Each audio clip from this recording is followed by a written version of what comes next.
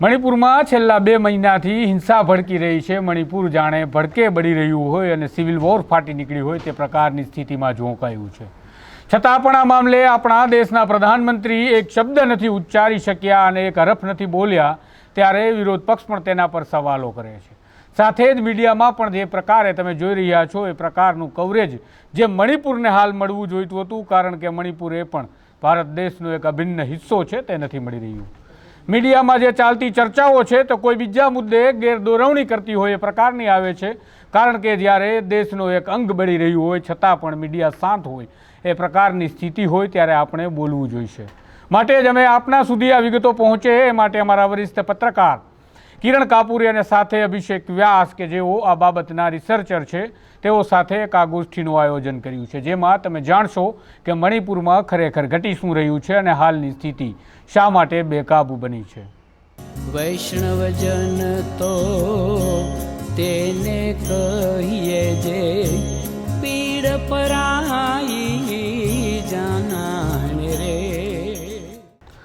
નમસ્કાર, હું છું કિરણ કાપુરે, આપ જોઈ રહ્યા છો નવજીવન ન્યૂઝ।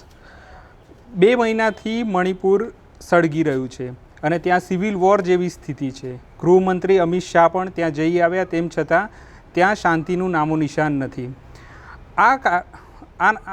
આ પૂરી સ્થિતિમાં ત્યાં વંશીય જે કંઈ અથડામણો થઈ રહી છે તે વિશે આજે આપણે અભિષેક વ્યાસ છે આપણી જોડે, તેઓ લોયર છે અને રિસર્ચર છે, કેમ્બ્રિજ અને GNLUમાંથી તેમણે અભ્યાસ કર્યો છે, તેમના સાથે આપણે વાત કરીશું। તો અભિષેક, સૌથી પહેલાં તમે આ મુદ્દા વિશે થોડી સમજવા આપો કે આ હિંસા ક્યાંથી શરૂ થઈ અને મૂળ મુદ્દો શું છે?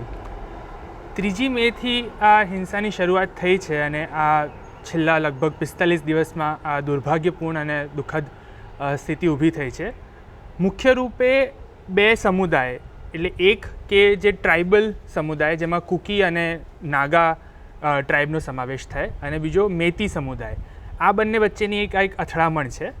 આપણે જો થોડા પાછળ જઈએ અને મણિપુરની વાત કરીએ તો મણિપુર પૂર્વોત્તરનું એક રાજ્ય છે જેની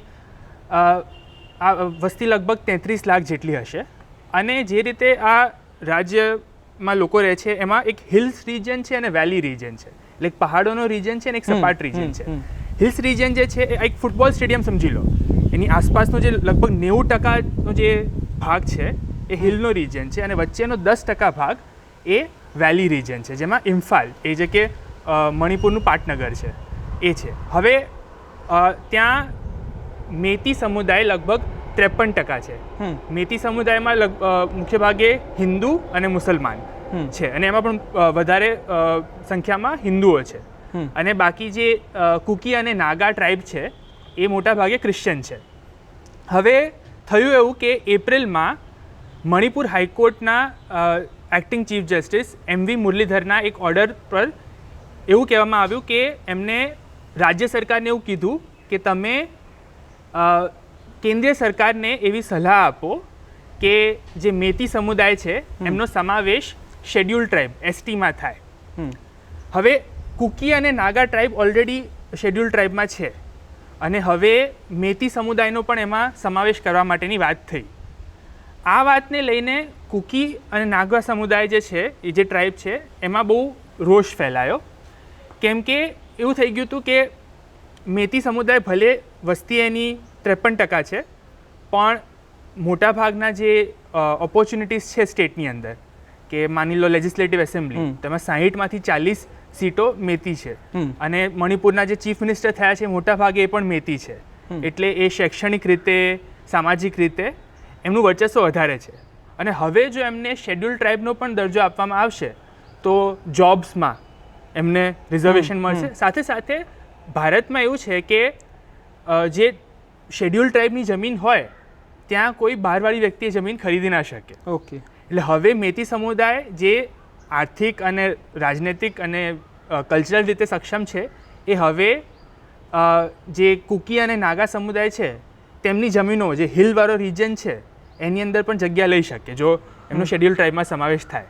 એટલે આ વાતને લઈને ઘણો રોષ ફેલાયો અને ઓલ ટ્રાઇબલ સ્ટુડન્ટ યુનિયન મણિપુરે એક પ્રોટેસ્ટ કર્યું અને આ 3જી મેની આસપાસ આ પ્રોટેસ્ટ હતું. અને એ પ્રોટેસ્ટ પછી હવે એક્ઝેક્ટ ક્લેરિટી નથી કે કોણે પહેલાં વાર કર્યો, કોણે પહેલાં શરૂઆત કરી, પણ એ પ્રોટેસ્ટ દરમિયાન અમુક અફવાઓ ફેલાઈ, અમુક વસ્તુઓ થઈને ત્યાંથી હિંસાની શરૂઆત થઈ. પણ તમે કહો છો કે હાઈકોર્ટે ટિપ્પણી કરીને પછી હિંસા ભડકી છે, તો મેતી સમુદાય તો ત્યાં પ્રતિનિધિત્વ પણ કરે છે, પોલિટિકલ પ્રતિનિધિત્વ, આ ઉપરાંત સમાજમાં પણ તે મજબૂત સ્થાન ધરાવે છે. તો હાઈકોર્ટે એવી ટિપ્પણી કેમ કરી કે આમને ટ્રાઇબમાં લેવું જોઈએ, કાં તો એવું સૂચન કેમ કર્યું? એટલે આ 10 વર્ષ પહેલાં પેટિશન હતી હાઈકોર્ટમાં, જે મેતી સમુદાય હતી એમાં એ લોકોને એવું થયું કે ભલે અમે સંખ્યામાં વધારે છે પણ ધીરે ધીરે અમને અમારી જગ્યામાં જ ઓછા કરવામાં આવે છે. એટલે એમનું એવું કહેવું હતું કે અમારી સંખ્યા ઘટે છે અને મ્યાનમારથી, બાંગ્લાદેશથી ઘણા ઇલીગલ ઇમિગ્રન્ટ્સ આવે છે, જેનાથી ટ્રાઇબલ પોપ્યુલેશન વધે છે અને એમની પોપ્યુલેશન ઘટે છે. ઓકે. એટલે એમને પણ અમુક શું કહેવાય માંગ હતી કે એમને પણ, અને ઇન્ડિપેન્ડન્સ પહેલાં મેતી સમુદાયને પણ શેડ્યુલ ટ્રાઇબ ગણવામાં આવતી હતી. અને જ્યારે ભારતમાં આઝાદી મળી ત્યારે પહેલાં Manipur as a union territory આવ્યું અને પછી 72માં એક સ્ટેટ તરીકે થયું. ત્યારે સરકારે એ શેડ્યુલ ટ્રાઇબ વાળી કેટેગરીમાંથી એમને કાઢી નાખ્યા અને ખાલી કુકી અને નાગા સમુદાય જે હતા એ શેડ્યુલ ટ્રાઇબમાં હતા. તો એમની ઘણા વર્ષોથી આ માંગ છે, એના સંદર્ભે પછી હાઈકોર્ટે આ આદેશ આપ્યો. હવે પ્રક્રિયા શું હોય કે કોઈ પણ ટ્રાઇબને શેડ્યુલ ટ્રાઇબ તરીકે તમારે એનો ઉલ્લેખ કરવો હોય તો સૌથી પહેલાં રાજ્ય હોય, રાજ્ય સરકાર, એ કેન્દ્ર સરકારને એક સલાહ આપે, એના આધારે મિનિસ્ટ્રી, કમિશન એ બધામાં ફરે અને પછી જો અપ્રૂવ થાય તો એક બિલ આવે જે કોન્સ્ટિટ્યુશનલ અમેન્ડમેન્ટ માટેનું હોય અને એ લોકસભા અને રાજ્યસભામાં જ્યારે પસાર થાય અને પછી જ્યારે પ્રેસિડેન્ટ એને સાઇન કરે ત્યારે એ ટ્રાઇબ શેડ્યુલ ટ્રાઇબ ગણાય. એટલે એના માટે બહુ લાંબી પ્રોસિજર હતી અને હજુ તો પહેલું પગલું પણ ભરાયું નહોતું. પણ એ તરફ જે મણિપુર હાઈકોર્ટનો આદેશ હતો એક્ટિંગ ચીફ જસ્ટિસનો, એના ઉપર ઘણું લોકોને રોષ આવ્યો અને જે ખાસ કરીને કુકી અને નાગા સમુદાય છે એમાં. જાણવા જેવી વાત એ છે કે જ્યારે આ બાબત સુપ્રીમ કોર્ટમાં લાવવામાં આવી ત્યારે chief justice of India DY ચંદ્રચૂડે એવું કીધું કે આ જે હાઈકોર્ટના જજનો આદેશ છે એ બહુ બધા કોન્સ્ટિટ્યુશનલ બેન્ચ જજીસના જે જજમેન્ટ છે એના વિરુદ્ધ છે, કેમ કે કોણે ઇન્ક્લુડ કરવા અને કોણે ન કરવા શેડ્યુલ ટ્રાઇબમાં એ પ્રેસિડેન્શિયલ પાવર છે અને હાઈકોર્ટે એમાં દખલઅંદાજી કરવાની જરૂર હતી નહીં. પણ આ ઓર્ડરનો અપીલ અત્યારે હાઈકોર્ટની ડિવિઝન બેન્ચમાં ચાલે છે અને સુપ્રીમ કોર્ટ સુધી હજુ મેટર ગઈ નથી અને અત્યારે એ સંભળાઈ રહ્યો છે હાઈકોર્ટની ડિવિઝન બેન્ચ મણિપુરમાં. એટલે અત્યારે તો એવું લાગી રહ્યું છે કે મેતી સમુદાયની સામે પૂરો ત્યાંનો આદિવાસી સમાજ જે પહાડી એરિયામાં રહે છે એ તેમની સામે છે અને તેમાં પણ સૌથી વધારે જે છે કુકી અને નાગા એ બંને આ મેતીની સામે છે.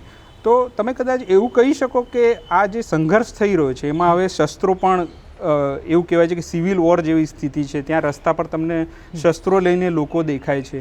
તો આ શસ્ત્રો ક્યાંથી આવ્યા એ વિશે થોડીક માહિતી જો. એટલે અમુક રિપોર્ટ્સ એવું કહે છે કે પોલીસ બેટાલિયનના વેપન્સ જે છે, પોલીસ આર્મરીના વેપન્સ એ વાપરવામાં આવે. હવે એ એમની પાસે કઈ રીતે આવ્યા એને લઈને અલગ અલગ થિયરીઝ છે. એક એવું કહે છે કે એમને લૂંટ કરી અને બીજું એવું કહે છે કે પોલીસનો પણ આમાં ક્યાંક હાથ છે અને એ પણ આ જે તકરાર છે એનો હિસ્સો બની ગયો છે અને જે અમુક સમુદાયના પોલીસ કર્મીઓ છે એમને જ આ હથિયાર આપ્યા છે. પણ આ એક થિયરી છે ને બીજી એ છે કે લૂંટ થઈ છે. એટલે તમારી વાત સાચી, અત્યારે હથિયારોનો પ્રયોગ ઘણો થવામાં આવ્યો છે. એ સિવાય 2008માં એક સસ્પેન્શન ઓફ ઓપરેશન્સ અગ્રીમેન્ટ હતું જેમાં કુકી અને નાગા જે મિલિટન્ટ ગ્રુપ હતા એમને એમના બધા હથિયાર સરેન્ડર કરી અને પછી અમુક કેમ્પમાં રહેવાનું નક્કી કર્યું હતું. આ અગ્રીમેન્ટ કેન્દ્ર, રાજ્ય અને આ મિલિટન્ટ ગ્રુપ વચ્ચે થયા હતા. તો અમુક એવા પણ આક્ષેપો છે કે એ વખતે જે હથિયાર સરેન્ડર કર્યા હતા એ પણ વાપરવામાં આવે છે, પણ એની હજુ પુરવણી થઈ નથી. હવે તમે થોડુંક બેકગ્રાઉન્ડમાં જઈએ, આ અત્યારે જે હિંસા થઈ રહી છે તો આમાં તમે એવું કહી શકો કે આ હિંસા તો અત્યારે થઈ રહી છે પણ એના કારણો બહુ જૂના છે. એટલે આ બંને જે કોમ્યુનિટી છે એનો સંઘર્ષ બહુ જૂનો છે, એ વિશે થોડું તમે વાત કરી શકો તો? હા, એટલે સંઘર્ષ ઘણા ટાઈમથી છે. તો તમે જોવા જાઓ તો પ્રી ઇન્ડિપેન્ડન્સ અંગ્રેજો વખતે પણ ઘણું બધું હતું અને મ્યાનમારથી બચાવવા માટે અંગ્રેજોએ એને એક સ્ટેટસ આપ્યું હતું. પણ આપણે જો ઇન્ડિપેન્ડન્સ પછીની વાત કરીએ તો પહેલાં જ્યારે મણિપુર એક પ્રિન્સલી સ્ટેટ હતું ત્યારે એમના જે રાજા હતા એ ઇન્ડિપેન્ડન્ટ રહેવા માંગતા હતા, પણ પછી એમને મર્જર સાઇન કર્યું અને એ સરદાર વલ્લભભાઈ પટેલનો આખો જે કાર્યક્રમ હતો એમાં એ ભારતમાં જોડાઈ ગયા. પણ ત્યારબાદ જેમ મેં કીધું કે મેતી સમુદાય પાસેથી એમનો શેડ્યુલ ટ્રાઇબનો કેટેગરીમાંથી એમને નીકાળી કાઢવામાં આવ્યા. હવે એમાં એવું છે કે મેતી સમુદાય જે છે એ આગળ પડતો છે અને એમની જે ભાષા મણિપુરી ભાષા છે એ લોકો જે બોલે છે એ 8th શેડ્યુલમાં one of the national languages પણ ગણાય છે. એટલે સતત એવું રાજ્યની અંદર એવું દેખાતું હતું કે જે પોલિટિકલ ઓપોર્ચ્યુનિટીઝ છે, જે ઇકોનોમિક ઓપોર્ચ્યુનિટીઝ છે, એજ્યુકેશનલ ઓપોર્ચ્યુનિટીઝ છે એ મેતી સમુદાય પાસે રહેતી હતી. એટલે એનાથી જે પહાડમાં જે ટ્રાઇબલ પોપ્યુલેશન હતી એમને થોડોક અસંતોષ હતો. સામે મેતી સમુદાયમાં એવું હતું કે એમનું એવું માનવું હતું કે એમની સંખ્યા ધીરે ધીરે ઘટે છે કેમ કે બહારથી મ્યાનમારથી, બાંગ્લાદેશથી લોકો આવે છે, ઇલિગલ ઇમિગ્રન્ટ્સ આવે છે અને એમના કલ્ચર, એમના એન્સિસ્ટલ લેન્ડ એને ખતરો છે. એટલે આ લઈને ઘણી બધી અંદર ખાલી મેતી અને કુકી નાગા વચ્ચે એક એ તકરાર હતી, પણ મેતીની અંદર પણ મેતીની અંદર જે મુસ્લિમ મેતી હોય એમને પંગાલ કહેવામાં આવે. પંગાલ એ બંગાળ શબ્દનો અપભ્રંશ છે એક રીતે, કેમ કે મોટા ભાગે એ બંગાળી મુસ્લિમ્સથી ઇન્ફ્લુઅન્સ થયા હતા. તો એમની વચ્ચે પણ તકરાર થઈ છે, કુકી અને નાગા વચ્ચે પણ તકરાર થઈ છે અને ઘણી હિંસા થઈ છે, ઘણા લોકોએ જીવ ગુમાવ્યો છે. એટલે આ રિજનની અંદર આપણને દુર્ભાગ્યપૂર્ણ વસ્તુ એવી છે ને કે આપણને ખ્યાલ નથી. આપણને કોઈ કેરલા સ્ટોરી વિશે પૂછે કે કર્ણાટકા ઇલેક્શન વિશે પૂછે તો બહુ માહિતી છે, પણ આપણા દેશનો આટલો એક અભિન્ન હિસ્સો જેમાં આ સ્તરની હિંસા થઈ રહી છે એથી આપણે સૌ અજ્ઞાત છીએ અને આપણને એક રીતે પડી જ નથી. એ એક બહુ દુર્ભાગ્યપૂર્ણ વસ્તુ છે, પણ આ વસ્તુ ઘણા સમયથી ચાલુ હતી અને એક કારણ તો હાઈકોર્ટવાળું, બીજું કારણ એ પણ હતું કે જેમ મેં વાત કરી મ્યાનમાર, તો 2021માં જ્યારે મ્યાનમારમાં કૂ થયું અને મિલિટરીએ ઓવરટેક કરી એ લોકોને ડેમોક્રેટિકલી ઇલેક્ટેડ ગવર્મેન્ટને. હવે મ્યાનમારમાં એ સમયે છે ને પોપીનું કલ્ટિવેશન બહુ થતું હતું. પોપી એટલે એક પ્રકારનું ડ્રગ્સ છે. એનાથી બીજી વસ્તુ પણ બને, પણ પોપીથી આમ બીજી વસ્તુ પણ બને, પણ એનાથી જો તમે મોર્ફિન એક્સટ્રેક્ટ કરો અને મોર્ફિનથી તમે હિરોઈન બનાવી શકો. ઓકે. તો મ્યાનમાર, થાઈલેન્ડ અને લાઓસ એને ટ્રાયેંગલ તરીકે કહેવામાં આવતું હતું અને મ્યાનમારમાં આની ખેતીને બધું બહુ થતું હતું, આનું પ્રોડક્શન પણ બહુ થતું હતું. જ્યારે આ મિલિટરી કૂ થયું ત્યારથી, અને આપણને ખબર છે કે મ્યાનમાર અને મણિપુરની 400 કિલોમીટર જેટલી બોર્ડર છે. ઓકે. તો જ્યારે એ મિલિટરી કૂ થયું ત્યારે જે બધા ડ્રગ માફિયા હતા એ ઘણા બધા શું કહેવાય મણિપુરમાં આવી ગયા. ઓકે. અને ત્યાં એની ખેતી વધારે થવા માંડી પોપીની. હવે એને જોઈને મણિપુર સરકારે પગલું ભર્યું અને લગભગ 90,000 એકર જેટલા પોપીની ખેતી જ્યાં હતી એનો નાશ કરી કાઢ્યો. હવે આ વાતને લઈને પણ, અને આ વસ્તુ આ વર્ષની શરૂઆતમાં જ થઈ છે, 2017થી 2023ની અંદર લગભગ 19,000 એકર જેટલું ખેતી એ લોકોએ નષ્ટ કરી કાઢી. પણ આ વર્ષની શરૂઆતમાં જ્યારે આ થયું ત્યારે આ મોટા ભાગે ટ્રાઇબલ રિજનમાં હતું, તો એ લોકોને પણ ઘણો રોષ હતો, કેમ કે એક તો એમની જે ખેતી હતી એને નુકસાન પહોંચ્યું, પર્યાવરણને નુકસાન પહોંચ્યું. અને આ જે ડ્રગ્સનો આખી વસ્તુ છે ને એમાં એ કોઈ એક સમુદાયથી જોડાયેલું નથી. બધા પોલિટિશિયન, બિઝનેસમેન, પોલીસ, આર્મી, આ બધાના રિપોર્ટેડ કિસ્સાઓ છે જે આમાં જોડાયેલા છે. પણ આમાં એવું કહે છે કે આ જે ડ્રગ્સવાળી જે કાર્ટેલ છે એમાં કુકીઝ લોકો વધારે જોડાયેલા છે અને એમને નુકસાન થયું એટલા માટે એ લોકો વધારે રોષ દાખવીને આમની સામે સંઘર્ષ કરી રહ્યા છે અને એમનો રાજ્ય સામે બી સંઘર્ષ છે. અને એટલે જ અત્યારે જે કેન્દ્રીય મંત્રી છે એમના ઘર પર હુમલો થયો ને એવી પણ ઘટના બની. એક તો એટલે કેમ કે આ પહાડી રિજનમાંની ખેતી થાય છે એટલે ડાયરેક્ટલી અસર થાય છે, અને પ્લસ મણિપુરમાં છે ને ક્રોપ સબસ્ટિટ્યુશન કરાયું નથી અને પોપી જલ્દી ઉગી જાય અને એનાથી ફટાફટ પૈસા મળે, એટલે ઘણા લોકોનો રોજગાર એના ઉપર આધારિત છે. હવે એ સરકારની ભૂલ છે, સરકારની ખામી છે કે એ બીજા પાક ત્યાં ઇન્ટ્રોડ્યુસ કરી ના શકી. અને આ તો ચલો ઉગવણીમાં કુકી લોકોને તકલીફ પડે, પણ જ્યારે આ ડ્રગ્સનો આખો બિઝનેસ છે એમાં તો મોટા મોટા પોલિટિશિયન, બિઝનેસમેન જે બંને કમ્યુનિટીના હોઈ શકે એમને પણ નુકસાન પહોંચે. એટલે આ ફક્ત કોઈ એક એથનિસિટીથી જોડાયેલું નથી. એટલે જ્યારે આ શરૂઆત થઈ આ વસ્તુની, જ્યારે સરકારે પોપી ફિલ્ડને ડિસ્ટ્રોય કરવાના ચાલુ કર્યા ત્યારે એ બાબતે પણ થોડોક રોષ ઊભો થયો. અને હાલની હિંસામાં એવું પણ કહેવામાં આવે છે, ઘણી જગ્યાએ રિપોર્ટ થયું છે કે લુંગી પહેરેલા લોકો શું કહેવાય ટેરરિસ્ટ છે. હવે એ લુંગીવાળા એવું કહે છે કે મ્યાનમારના જે ઇલીગલ ઇમિગ્રન્ટ્સ છે એ લોકો પણ આતંકવાદને બધું ફેલાવે છે ત્યાં, કેમ કે એ લોકોને પણ આનાથી અસર પડે છે.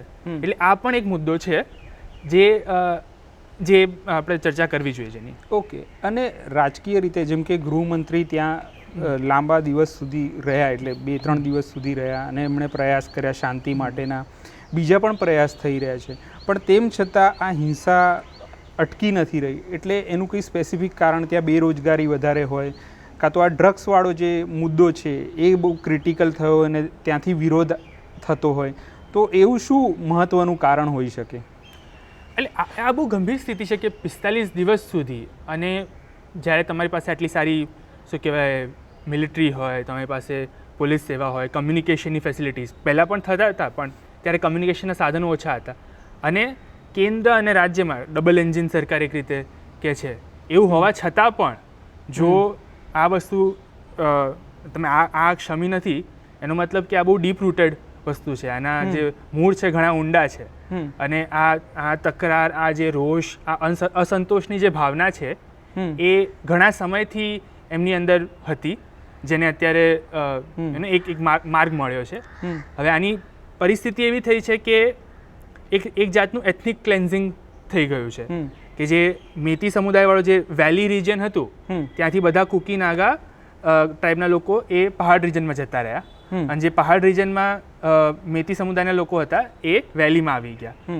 એટલે એ થયું છે, અને બાકીના લોકો અત્યારે રેફ્યુજી કેમ્પમાં પડ્યા છે.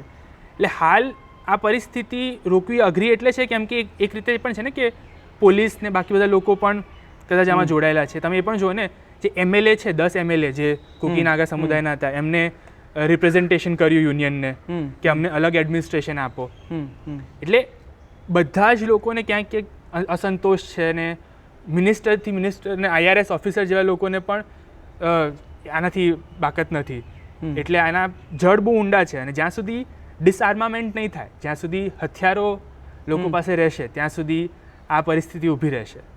અને સતત માંગ એ થઈ રહી છે કે પ્રેસિડેન્ટ્સ રૂલ, આપણા બંધારણની અંદર અનુચ્છેદ 356 હેઠળ પ્રેસિડેન્ટ રૂલની વાત કરી છે, તો એ લાવવાની માંગણી કરી છે. હાલ અનુચ્છેદ 355 હેઠળ જેમાં એવું કહે છે કે જ્યારે રાજ્યમાં ઇન્ટરનલ ડિસ્ટર્બન્સ કે એક્સટર્નલ અગ્રેશન હોય, અને law and order A સ્ટેટનું matter છે, પણ જ્યારે એક્સટર્નલ અગ્રેશન કે ઇન્ટરનલ ડિસ્ટર્બન્સ હોય ત્યારે કેન્દ્ર રાજ્ય ઉપર એ લો એન્ડ ઓર્ડર બાબત કંટ્રોલ કરી શકે, જે અત્યારે ચાલી રહી છે. હા, એટલે તમે સમજી શકો છો કે અત્યાર સુધી મણિપુરમાં 115 જેટલા લોકોની મૃત્યુ થઈ છે અને 50,000 લોકો સ્થળાંતરિત થયા છે. એટલે આ બહુ ગંભીર મુદ્દો છે, પરંતુ તેમ છતાં હજુ પણ કેન્દ્ર અને રાજ્યના જે કંઈ પ્રયાસોથી ત્યાં શાંતિ નથી સ્થપાઈ રહી, અને પ્રેસિડન્ટ રૂલની વાત થઈ રહી છે. તો એવું તમે કહી શકો કે આ પ્રેસિડન્ટ રૂલ કેમ નથી લાવતા? સમજો કે આટલા લાંબા સમયથી છે ત્યાં આ પ્રકારની સ્થિતિ સંઘર્ષની, તો કેમ પ્રેસિડન્ટ રૂલ નથી આવતો? જ્યારે બંગાળમાં થોડી ઘણી હિંસા થઈ હતી ત્યારે બહુ માંગણી હતી કે બંગાળમાં પ્રેસિડેન્ટ રૂલ ડિક્લેર કરી દે. હવે આ રાજનૈતિક વસ્તુ જ છે. કેન્દ્રમાં એક પાર્ટીની સરકાર હોય અને રાજ્યમાં પણ સેમ પાર્ટીની સરકાર હોય, અને કેન્દ્ર રાજ્ય ઉપર જો પ્રેસિડેન્ટ રૂલ લગાવે, ખાસ કરીને ત્યારે જાય 9 મહિના પછી તમારે લોકસભા ઇલેક્શન હોય, ત્યારે એ એક બરાબર મેસેજ ના આપે. એટલે એક એ વસ્તુ છે. પણ તમે જુઓ ને તો હાલની સ્થિતિ પ્રેસિડેન્ટ રૂલ જેવી જ છે એક રીતે, કેમ કે જે ઇન્ટરનલ સ્ટેટ મશીનરી છે એ ઘણા રીતે ભાંગી ચૂકી છે. એટલે તમારે એડવાઇઝર્સ અને મિલિટરી સેન્ટરથી જ આવે છે, પણ ઓફિશિયલી એ રીતે ડિક્લેર કર્યું નથી. એનું એક રાજકીય કારણ હોઈ શકે, અને કદાચ સરકારે આ બાબતે પગલું ભરવું જોઈએ, કેમ કે જ્યારે પંજાબમાં થયું હતું ઘણા વર્ષો પહેલાં, ત્યારે કોંગ્રેસની ગવર્મેન્ટ સ્ટેટમાં પણ હતી અને ઇન્દિરા ગાંધીની કોંગ્રેસ ગવર્મેન્ટ સેન્ટરમાં પણ હતી, તો પણ ઇન્દિરા ગાંધીએ પંજાબમાં પ્રેસિડેન્ટ રૂલ લગાવ્યું હતું. એટલે કોન્સ્ટિટ્યુશનમાં પ્રોવિઝન એટલે જ આપ્યો છે જ્યારે સ્ટેટ લો એન્ડ ઓર્ડર ન સંભાળી શકે અને આવી એક સ્થિતિ ઊભી થાય ત્યારે કેન્દ્રએ વચ્ચે ઇન્ટરવીન કરવું પડે. હવે આપણે ફરી મેતી અને કુકીઝ ને નાગાસ એના વિવાદ પર આવીએ. એટલે મેં જે વાંચ્યું એમાં એવું કહેવાય છે કે ઇમ્ફાલ જે છે મણિપુરની રાજધાની, તેમાં સૌથી વધારે ડોમિનન્સ મેતીનું છે. એ લોકોનું જ પ્રતિનિધિત્વ વધારે છે. તો હવે એમને ટ્રાઇબનો દરજ્જો આપવો એ કેટલા અંશે યોગ્ય છે? એટલે એ થોડું રિસ્કી પણ છે, કેમ કે ઓલરેડી એ લોકો આટલા એડવાન્સ છે, તો આનાથી વધારે આપશે તો એ પણ થઈ જશે ને કે જે નોકરીઓ રિઝર્વેશન હેઠળ પહાડી રિજનમાં રહેતા લોકોને મળતી હતી એ નહીં મળે. હવે મેતીની અંદર શેડ્યુલ કાસ્ટ પણ છે અને ઓબીસી પણ છે, તો એમને એનું પણ રિઝર્વેશન મળે છે. ઓકે. અને પછી જો આનું પણ આવી જાય એટલે વધારે ને વધારે તકો એમને મળે. ઓલરેડી આટલા પાવરફુલ છે, એમને વધારે પછી એમનું એડવાન્સ થાય. સામે આર્ગ્યુમેન્ટ એવી છે કે કેમ કે આ લોકો ઓછા થતા જાય છે નંબરમાં, કે અમને ડર છે કે અમારું કલ્ચર અને અમારી લેન્ડ પ્રોટેક્ટ નહીં થાય, એટલે એ લોકો માંગણી કરે છે. પણ હું જેટલું સમજો છું એ પ્રમાણે એવું લાગે છે કે કદાચ આ બહુ રિસ્કી માંગ છે. ઓકે. અને તમને એવું લાગે છે જેમ કે મેતીમાં તમે કીધું કે મોટાભાગે હિન્દુ છે ને, એક જે મેતીનો પોર્શન છે એ મુસ્લિમ પણ છે, અને કુકી અને નાગા એ બંને ખ્રિસ્તી ધર્મ એ પાળે છે. તો આમાં ધર્મનો એંગલ છે કે આ વંશીય જે કંઈ કહેવાય એ પ્રકારનું જે એથેનિક કહેવાય એનો વિવાદ છે? એથનિક લાગે છે આ, અને ધર્મનો રૂપ આપવાનું એવું કોઈ દેખાતું નથી, કેમ કે વાત સિમ્પલ જ છે ને કે શેડ્યુલ ટ્રાઇબમાં ઇન્ક્લુડ કરવા કે ન કરવા એને લઈને આખી આ મથામણ થઈ છે. એટલે એને એક રિલિજિયસ એંગલ આપવું એ ખરાબ થશે, એ એક પોલિટિકલ કદાચ ગિમિક થઈ શકે, એટલે એ એંગલ આને ન આપવું જોઈએ. અને હાલ તો એવું છે કે કોઈ પણ ધર્મ હોય, કોઈ પણ એથનિસિટી હોય, બધાને મૃત્યુ થઈ રહી છે, બધાને હિંસા થઈ રહી છે. એટલે મણિપુર આખું સળગી રહ્યું છે. એટલે હાલ આમાં કોઈ ધાર્મિક એંગલ મને લાગતો નથી, એટલે એ રીતે જોવું ના જોઈએ આને. ઓકે.